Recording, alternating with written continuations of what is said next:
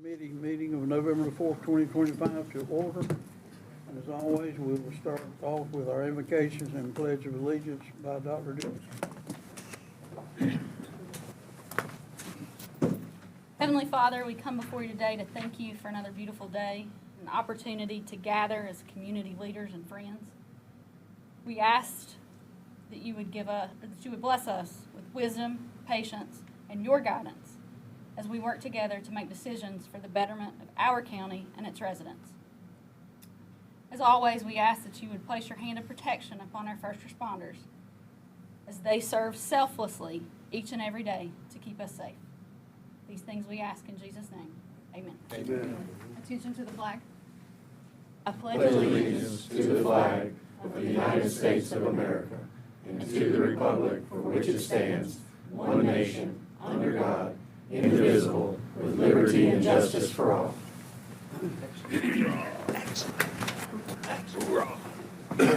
We have no public input, so we will go down to the review and approval of agenda content. So moved. Second. Seconded. Mr. Chairman, Yes, sir. I would like to make a motion to reconsider County Council resolution to limit residential rezonings. Second. Second. All in favor? Aye. Thank you, sir. Number one is going to be postponed, so we will go to number two, the Chief Linhart. Wait a minute, I'm sorry. Approval of the minutes for October 14, 2025. So moved. Seconded. All in favor? Aye. All right. Now, Chief, Thanks, sir. sorry about that. No problem at all. Thank you, Mr. Chairman, members of the committee. Come before you today with a resolution for retirement surplus weapon for Captain Charles Powell. Chuck Powell, as most of you know him. Served many years here in the county. Just ask that you approve that resolution. I'd like to make a motion, we move forward with staff's recommendation concerning Mr. Powell. All in favor? Aye. Motion carries. Thank y'all so much. Thank you, Appreciate sir. it. Was that a staff recommendation or was that a law enforcement? You got a gun and a badge. Approving the allocations for council community benefit funds, Ms. Carroll. Thank you, Mr. Chairman. We've got one here today, and it is for the Hopeful Restoration Group. They're doing business as Folks of Hope. Funds will be used to help with their annual Christmas giveaway for children in need. It's going to be $2,000 with $1,000 from District 3 and District 10. Weren't they just on here at the last meeting? Yes, sir. Same people? Yes, sir. Some of us didn't make the meeting. Okay. Went around for a second, did. Double dipping. Have a motion. So moved. Seconded. Second. All in favor? Aye. Thank you, sir. Discussion items, we have 911 update, Ms. Renee Harper. Good morning. Hello. Everybody's doing well. Good. I'm going to be brief. I've got two of my folks I'd like to recognize that received an award at our state conference last month. First, we have Michelle Johnson. Stand up, Michelle. She was presented with the 911 Supervisor of the Year from South Carolina, Nina Napco. Nice. She's been with us for a while, and she's a relatively new supervisor, but she does us a fine job, and we're very proud of her. Next, we have Miss Ginger Day. See, she got in there. Ginger is one of our 911 emergency specialists, and she does us a really good job. She has trained very fast and accelerated in her training with both radios, police and fire, and while taking the course, and she does a really good job for us. And she got what's called the Palmetto Award, which is about a good employee who shows up for work and does well in their job and is considerate of their coworkers and all those beautiful things that Mr. Spivey likes to talk about our great employees are. So she's definitely a team member for us, and we're very proud of her. Thank you.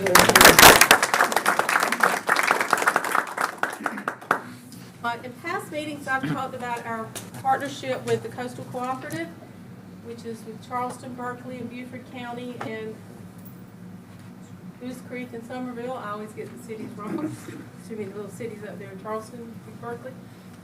Recently, we did another round robin test. We've talked about that before, where we would send, one of us would busy out our center, and we would send the calls to a dedicated center, right? So like Charleston or Berkeley, Beaufort. or Horry was always going to be one of the ones picked because of the size of our 911 facilities and all. So we were successful in being able to send them to everybody in order, you know, like one called to Berkeley, one to Beaufort, one to Charleston, and one to Horry. I think Berkeley actually busy out for this test and all. And I'm not sure if I reported that we also were successful in sending calls and getting calls from Horry County, Florida, too. So we have crossed state lines with this concept. So we're very proud of all the work we've done with this coastal cooperative, and we continue to challenge the provider to do things a little different. They'll say, well, we've never done that, but we'll certainly try, and they've always come through for us, and we're very proud of that. We have 20 new hires. We're very thankful to have them. I challenged my staff to hire more than normal, and they're working hard and dealing with having 20 people in one class, which is a lot of people to train. But we're moving right along, and we're doing our best to get those people on the floor, because we'll have to catch up because we have such a shortage, and this is 5 new positions for this budget, current budget. We want to thank council and all of the executive staff for all their continued support of our department. We're very proud of our department, and we're glad to be part of Team Horry. I'll entertain any questions. Yes, sir. How many 911 operators do we need on a shift generally? Well, What's the trick question, sorry. we'd like to have, why we hired all these people at one time. We could have hired them at 12 at a time, and I'd have still been up here next 6 months or a year from now telling you how we were training those same people, right? Because not everybody makes it through training and all. You know, the reality is we have call taking that needs to be handled, but the other reality for us are the radios, and that is, as Chief Linhart and Chief Tanner, as they grow their departments and their battalions and precincts, then we have to grow in order to provide their radio communications. And all of the municipalities that we dispatch for are growing also. So that's what we're struggling with right now, is dispatchers for those. We need a separate radio for Conway City Police, and we need a 5th precinct radio, which we've been planning for. I'm not throwing out something here that we haven't talked about for a while. It's just that it's hard to find help sometimes, you know, and to find the right people for the job. It's a very hard job. Yes, sir. I feel obligated to ask, how can we help? Because this is a very, very important aspect of the county and service. How can we help as council members? What do we need to do? Well, you guys are doing it, right? It's a matter of timing. I mean, More of a national thing? It People is. don't want I to work. mean, you are supportive, and staff is supportive about us growing. I can't say that there's a specific thing you need to do. I can say that it's about finding the right people, and we were amazed that we got 23 people that we hired this time. I keep looking at Lori because she's my numbers person, so I could talk about other things, but numbers is not always my thing. But for, you know, to hire 23 people and find 23 people in today's work environment is pretty incredible, you know. Now, you know, when you hire people, then you get to know people, and sometimes people aren't cut out for the job. It is a very hard job. And, you know, I'm happy to have a relationship with behavioral services.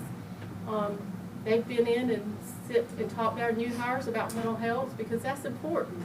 You know, back in my day, I'm not going to say my years this time, but back in my day, you know, you went on to the next call. Be tough. You did what you had to do. That's right.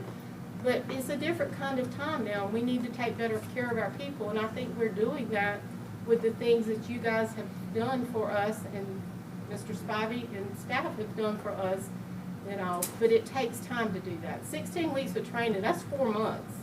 So there's a third, now I'm gonna do math, right? So there's a third of the year gone, and then when they get on the floor, it's different when you're answering live calls than you are listening to calls. You cannot prepare somebody for a mother screaming, my child's not breathing. You can't prepare somebody for a firefighter down or a police officer down, the worst things we're going to deal with in our days. And only experience comes with that. And that's why I'm so proud of Shell and Ginger and all of our supervisors and our staff, because they all work so hard to get that done. And, you know, right now we've got a manager on a radio where they could be here, but that's what we have to do. And, you know, because these people will keep us from having to have overtime, which is wearing our people out. So there's nothing I can ask. I can explain it to you, but there's nothing I'm gonna ask for today, so. We appreciate you very much. Tom, it's easy to answer. If you can make the weather always beautiful and cut out the full moon, you'll like it early. The full moon, first of the month, and a holiday, if we could not make that ever happen again, we would be really good. Amen. I'd like to make a motion. I want to see a second. Can we build the wall too? Thank you. Thank you. Put it on Johnny. All right, now we will, Sam Hodges, emergency management. Good morning. Thank you, Chairman Hardy and staff. I'm going to do a brief overview of emergency management. And probably one of the biggest questions we get is, what exactly does emergency management do when it's not a hurricane? You manage emergencies. To manage emergencies. Thank you, sir. That's pretty much what we do, but we've been pretty much made it through this hurricane season. We've been very blessed that we haven't had any major threats to Horry County and the coast. The current forecast is looking like it's pretty much going to be the same way, so hopefully we're good there. So what we decided to do was, with this overview, is look back at since June 1st, so the last 5 months and 4 days, to what kind of activities in emergency management was involved in. First, let me introduce you to our team. We have, on the left there is Jason Lehman, which you may not see quite often because he's always in the office doing plans and such. He's our training and exercise program manager. Next to Jason is Lauren Wallace. He's our mitigation recovery program manager. Myself, then we have Wanda Bruss, which is here with us today, as she is our deputy director. We are all certified South Carolina emergency managers, and we maintain different emergency management credentials individually. And have to also mention that Thomas Bell, which most of you know, is part of the PIO staff, but he's in our suite over at the EOC building. And so we rely on Tom pretty much, along with Vanessa Norton, which is our office manager, which keeps us all straight. You know how those office managers can be. Actually, this photo was taken at the South Carolina Emergency Management Association annual banquet, and that's when we received the Agency of the Year award a while back. Talk about plans that we maintain. State has a regulation that talks about we must have a comprehensive emergency management plan, which we do have, and it's updated annually. That's about a 400-page document that we go through, like I said, every year, which has to be certified by the state. And next on our list is talk about the Local Emergency Management Performance Grant. That is an all-hazards grant which comes out of FEMA down to the locals and down to our end to help support things like training exercises, redundant communications, community outreach, and education.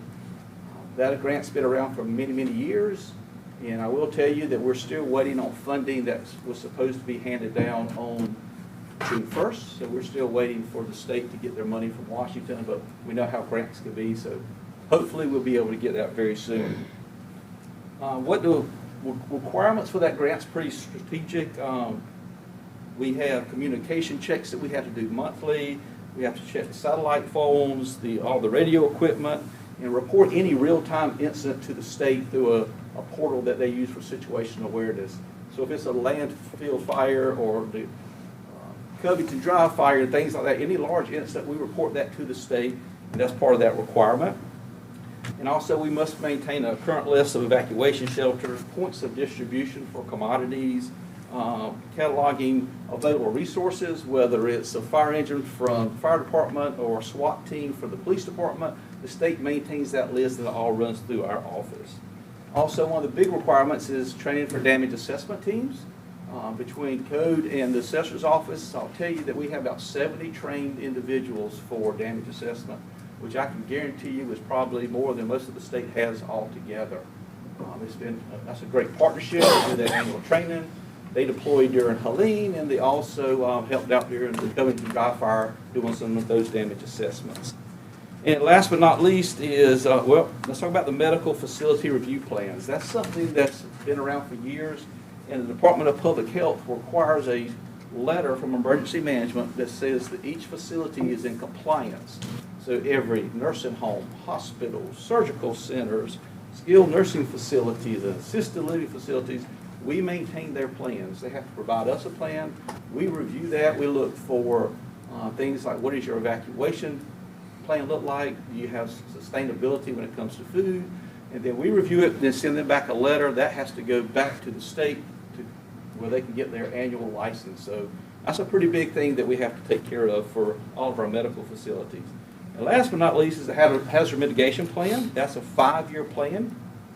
It's required. This is probably the biggest plan that we work on, because without that plan in place and approved by y'all, which council will get that probably in the next 4 or 5 months once it's all the way approved, there is no reimbursement from FEMA. A lot of the grants that community development gets is hinged on having a hazard mitigation plan. And for the first time, all municipalities are on board with our plan. So we developed that plan with all the municipalities involved in the input, along with some special purpose districts, and some of the utilities companies are also on there. So the process is once State Emergency Management will get the plan, it's in draft now. They've already done a review of it. It looks fine. It'll go to FEMA for approval. We get it back, and then each municipality will adopt that plan along with Horry County. And that puts us for the next 5 years to be able to receive that grant funding that is sitting out there. So that's the process. One neat thing about it, and I'm very proud to say that that plan was done internally. We did not hire a contractor. That plan on the contract level would probably be about $200,000. I use that as a good example because there's a local higher education facility that just had their plan done, and they paid the contractor $104,000 just for that one plan. So I can imagine what the county plan would have cost, but normally about $200,000. So hats off to our team that kind of saved us a little bit of money there. Jumping into community engagement, we're pretty much out there. You can look at some of the photos up there. We participate in the hurricane tours with some of the local TV stations. The bottom left picture, a few weeks ago, we presented with the Department of Social Services for child care licensing. We spent the day with them and helped the child care facilities and Head Start centers be better prepared. We do the Coastal Carolina Prepare-a-thon to help educate the students there. Nationally, with the chicken up there, we were at the Laura Bog-Off. So, and for those that were in this room that brought Lauren food, thank you for doing that. A second year, we've partnered with Walmart to create a preparedness day. This year, we invited the fire department and the police department, so they brought all their stuff out. So we had a great time there educating for public safety as a whole. We did Ed's Hurricane Hustle, quite a few homeowners associations. We're always happy to help other county agencies and staff get better prepared. We always present as part of the backhoe rodeo, school career days, the fishing rodeo, and naturally we have to do the trunk or treat activities also. That's kind of our community engagement. When we talk about operation support and coordination, we're part of the special events permit process. So when people put that in, we review that also along with all the other public safety agencies. And we kind of oversee the deployment and movement of the mobile command unit, which most of y'all see at PGA and the bike weeks and things like that. Talk about the Tier 2 hazmat reporting. That's something that's required by it's a federal requirement by the Community Right to Know Act. And pretty much facilities that have certain thresholds have to submit paperwork in. It's on a portal system.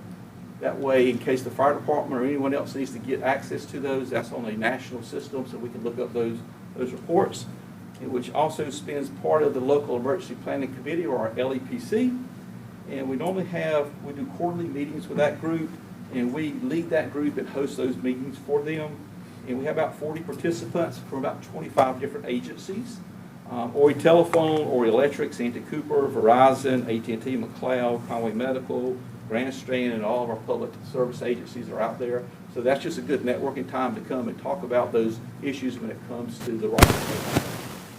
Next on the list was our Voluntary Organizations Active in Disasters, or our volunteer group. We're more of provide an oversight for that group. We serve as that liaison between the nonprofits and the county government. We normally have about 20 to 30 participants in that group from quite a few agencies: United Way, Red Cross, Salvation Army, Habitat, Just Serve, Myrtle Beach Chamber of Commerce is a new member of that group that we've brought in, and also the Southern Baptist and all your other nonprofits. So we kind of work with that group and have those meetings. And something that was very new to us this year was the voluntary or the vulnerability assessments. We led that push. SLED rolled out a lot of money, or hundreds of thousands of dollars for the faith-based community. So we conducted 6 assessments at different churches around the Horry County area as part of the nonprofit security grant program. We reached out to our police department, and they provided staff and oversight also to help do those. And what that allows them to do is we endorse the project, show what the shortfalls or the gaps were, then they can apply for this grant, and it's up to $200,000 per church facility. So if they needed access control, they needed cameras, they needed whatever they would need, this grant could help. So hopefully some of our churches will be better secure when that comes. And naturally, we're always on call, whether it's a tornado or flooding event. You name it, our phone probably rings quite often there. Training and exercise is another big thing that we oversee. We wrapped up the Myrtle Beach International Airport exercise. That is part of the FAA requirement. For every 3 years, they must have that exercise. We had 18 agencies and over 200 participants. I know some of y'all attended that the day of the exercise, and thanks for showing that support to our first responders that were out there. Also, the Amateur Radio Emergency Service, better known as ARES, they had an exercise. We developed that and facilitated that for communications between Myrtle Beach Emergency Operations Center and ours, along with some healthcare facilities and other ham radio individuals.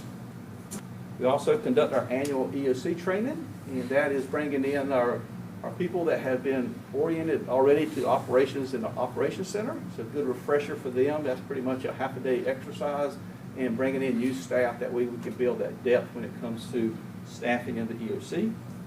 And Hurricane Jolene was a big project that we did. It was actually 3 separate exercises.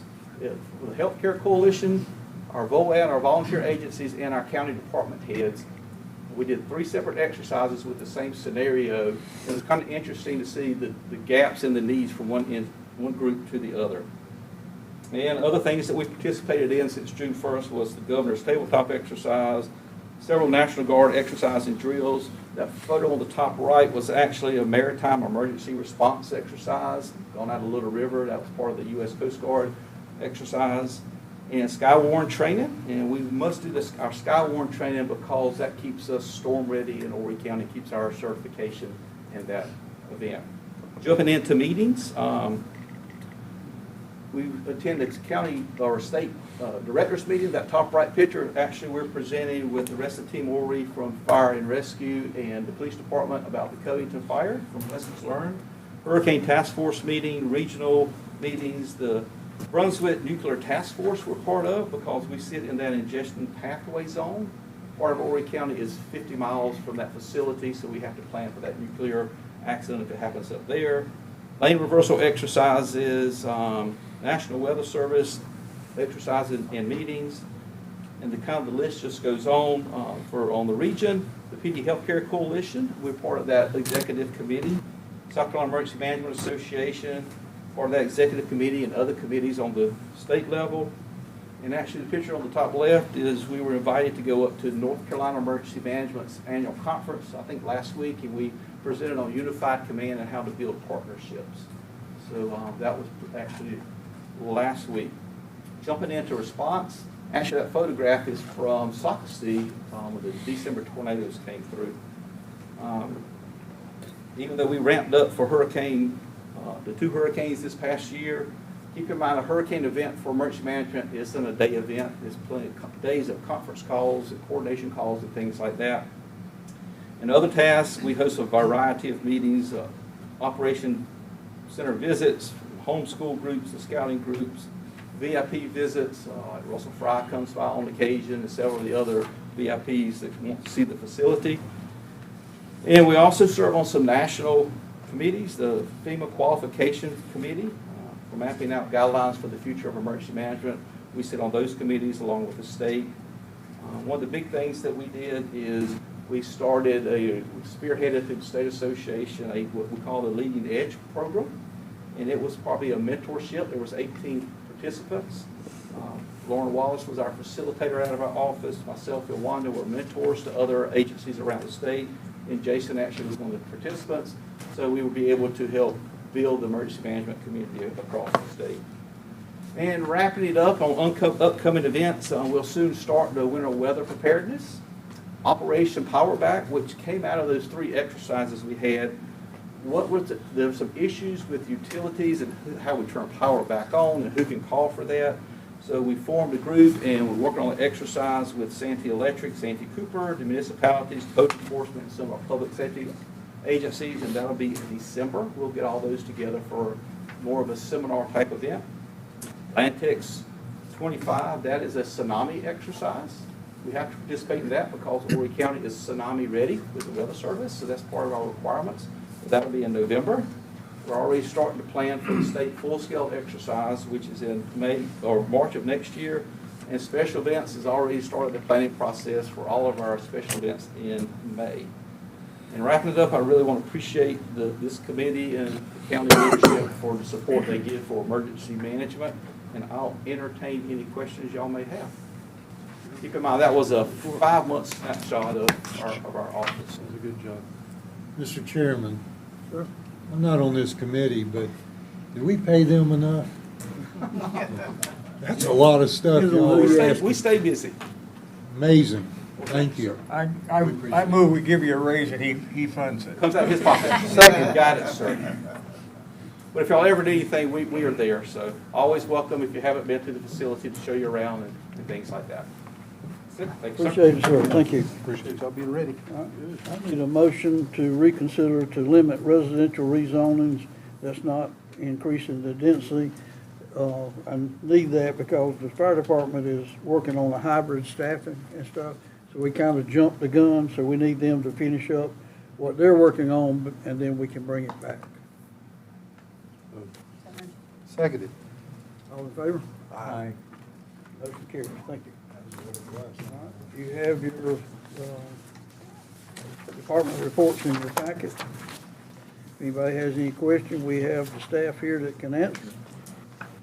If not, we don't need an executive session, and we will have to notify you at our next meeting because of holiday scheduling and so forth will probably be next year before we meet again. Meeting adjourned. Bam. You can lay down the hammer.